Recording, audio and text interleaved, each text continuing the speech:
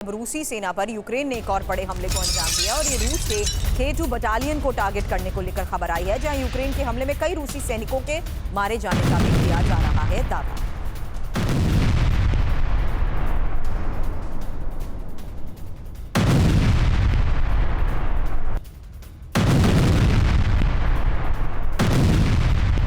अब देखिए रूसी सैनिक ने यूक्रेन के ड्रोन हमले को कैसे नाकाम किया। एक और तस्वीर आपके सामने, ये कालाश्निकोव राइफल से यूक्रेनी ड्रोन को मार गिराने को लेकर किया जा रहा दावा।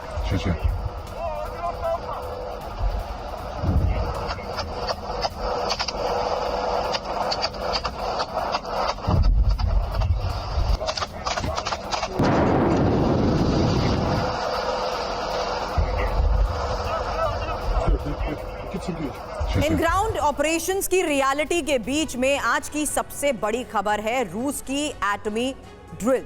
और ये जो युद्धाभ्यास किया गया है उस लिहाज से एक्सपर्ट्स के साथ भी हम आज चर्चा कर रहे हैं और ये इंफॉर्मेशन अब आपके सामने है रूस की एटमी ताकत को लेकर, क्योंकि परमाणु हथियारों की उसकी ये संख्या देख लीजिए, 5889 लंबी दूरी के परमाणु हथियार हैं, 4380 अलग अलग जगहों पर तैनाती को लेकर दावे तो ये कि 1710 ऐसी जगह है जहां पर तैनाती है।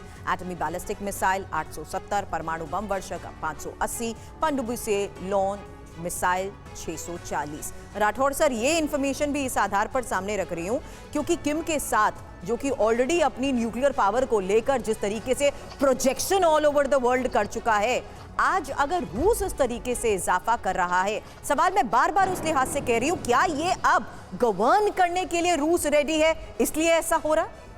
देखिए सुरभि, यहाँ पर जो न्यूक्लियर वेपन्स का बैलेंस है वह इतना मैटर नहीं करता है। ओके। दुनिया को बर्बाद करने के लिए 1 दर्जन से कम परमाणु हथियार काफ़ी होंगे और उसके बाद कोई बचेगा नहीं रिटेलिएट करने के लिए।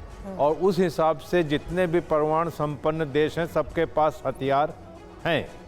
यहाँ पर अगर रूस प्रदर्शित कर रहा है तो ये भी बताने वाली चीज़ है आपके दर्शकों को कि अमेरिका, इंग्लैंड, फ्रांस और बाकी देश चुप नहीं बैठे हैं। उनकी भी न्यूक्लियर सबमरीन्स घूम रही हैं, उनके भी साइलोज में वेपन्स लगे हुए हैं और वो ज़ीरो टाइम रेडीनेस में, रियल टाइम रेडीनेस में तैयार खड़े हैं। और उनके भी एयर डिफेंस सिस्टम्स हैं, सर्विलेंस सिस्टम हैं जो कि बता सकते हैं कि कितने कब उनके ऊपर कोई हमला होगा। तो एक रेडीनेस का माहौल है और इसमें अगर कोई ओवर डू करता है इसको तो इससे कोई बहुत बड़ा फ़ायदा नहीं है। और ये जो हम टेबल्स दिखाते हैं कि किसके पास कितना है, मुश्किल से 1 दर्जन हथियार बहुत काफ़ी होंगे खूबसूरत दुनिया को ख़त्म करने के लिए। Understood sir. लेकिन इस बीच खार्किव में तबाह हुए यूक्रेनी फोर्स के हेडक्वार्टर की भी अब एक और तस्वीर सामने आई है और ये इमारत में रखे थे नेटो से मिले हथियार। अब रूस ने ग्लाइड बॉम्ब से पिन पॉइंट अटैक को कैसे अंजाम दिया, ये देखिए। रूस के खिलाफ जंग के लिए यूक्रेन की बड़ी तैयारी पर भी अब खबर है, जहां यूक्रेन की सेना में शामिल होंगे 1,60,000 नागरिक। रूस के खिलाफ जंग में ये हिस्सा लेंगे। अब मैसेंजर सर, ये भी एक और ग्राउंड रियलिटी के साथ वो हकीकत है जहां यूक्रेनी सेना भी पूरी तरीके से खत्म हो चुकी है, सरेंडर भी कर चुके हैं और रूस के खिलाफ और अपने नागरिकों को उतारने को लेकर लिया गया एक और फैसला। और देखिए, जैसे मैंने पहले भी बताया था कि यूक्रेन के पास आज की तारीख में सबसे बड़ी प्रॉब्लम है नफरी लोगों की लड़ने के लिए, और इसीलिए ये मोबिलाइज किया जा रहा है क्योंकि उनकी देखिए कैजुअल्टीज़ तो बहुत हुई हैं, यूक्रेन की भी बहुत ज़्यादा कैजुअल्टीज़ हुई हैं, तो इसमें कोई शक नहीं है, इनको लोग चाहिए लड़ने के लिए। तो ये जितने भी लोग हैं इनको मोबिलाइज किया जा रहा है। ऐसे हालात हुए हैं कि लोग 60 इयर्स प्लस वाले भी लड़ाई में जाके लड़ें। कुछ लोग तो मोटिवेटेड हैं, अपने देश के लिए लड़ें, सर्वाइवल के लिए, और कुछ को फोर्स किया जा रहा है और कुछ हैं जो वो मेरे ख्याल देश छोड़ के जा रहे हैं यूक्रेनी नागरिक। पर जाहिर ये है कि जैसे अभी इजराइल में भी आप देखिए रिजर्विस्ट आए जा रहे हैं उनको लड़ने के लिए, क्योंकि कब तक एक सेना रिजर्विस्ट का इस्तेमाल कर सकती है। वो रिजर्विस्ट जो वो हैं, इजराइल का भी मैं आपको बता देता हूँ, वहाँ पर भी तकलीफ हो रही है। इजराइल भी एक वो देश है जहाँ पर नफरी की प्रॉब्लम है, तो इसी प्रकार यूक्रेन में भी ये प्रॉब्लम है नफरी की। तो इसीलिए ये 1.60 लाख है। मेरे को नहीं पता ये इतने आ पाएंगे कि नहीं, तो साफ जाहिर है, इसीलिए थोड़ा इसको आप थोड़ा गंभीरता से देखिए। इसीलिए प्रेसिडेंट ज़ेलेंस्की ने अपना विक्ट्री प्लान प्रेसिडेंट बाइडेन को प्रेजेंट किया था और सबसे उसमें 4-5 बातें हैं और वो इसीलिए क्योंकि अब वो लड़ाई ख़त्म करना चाहते हैं और पुतिन भी ये लड़ाई ख़त्म करना चाहते हैं, इसीलिए बार बार प्राइम मिनिस्टर मोदी का भी नाम लिया जाता है, पुतिन भी बुलाते हैं। और उसमें जो सबसे पहला है कि नाटो की मेंबरशिप के लिए उनको इनवाइट किया जाए, सबसे पहला पॉइंट वो है विक्ट्री प्लान में।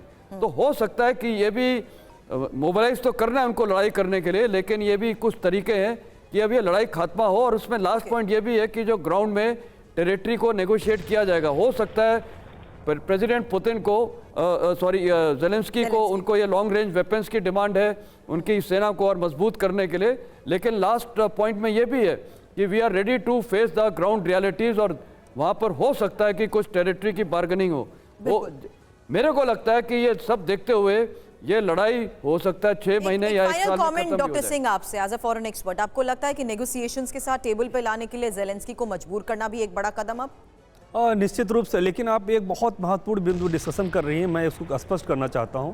आज पूरे वैश्विक व्यवस्था में आप देखेंगे 3 श्रेणी के देश हैं जो राष्ट्रीय सुरक्षा को मजबूत करना चाहते हैं, काम कर रहे हैं। एक वो जो न्यूक्लियर संपन्न देश हैं, दूसरे वो जो न्यूक्लियर संपन्न देश के साथ समझौता करके उनके समूह में शामिल हैं, जैसे नाटो हो गया, इन सब समूहों में, या तीसरे वो हैं जो किसी तरह न्यूक्लियर पावर संपन्न नहीं है, या तो वो बम ने रखे या किसी ग्रुप से जुड़े नहीं हैं। तो यूक्रेन की स्थिति और दुविधा यही थी कि वो नाटो का पार्ट भी नहीं है, उसके पास न्यूक्लियर वीपन्स भी नहीं है। ऐसी स्थिति बहुत सारे देशों के साथ है और उन सब देशों के अंदर ऐसा क्वेश्चन मार्क लग गया है कि किस तरह से अपनी राष्ट्रीय सुरक्षा को सुनिश्चित करेंगे, क्योंकि जैसे जैसे चीजें आगे बढ़ रही हैं, अब वही स्थिति अब ताइवान देख लीजिए, इजराइल देख लीजिए, वहाँ स्थिति अलग है। वहाँ अमेरिका के साथ खड़ा है ताइवान, वहाँ अमेरिका के साथ इजराइल खड़ा है, तो दे आर फीलिंग सिक्योर। लेकिन यूक्रेन की स्थिति वो नहीं बन पाई, इसी आज यूक्रेन युद्ध का मार झेल रहा है। तो ऐसे हालात में अमेरिका नया डिबेट शुरू होगा। जाहिर सी बात है, रूस की तरफ से किए जा रहे ये परमाणु युद्ध अभ्यास भी सीधे पश्चिम को एक बड़ा संदेश जरूर मानेगा।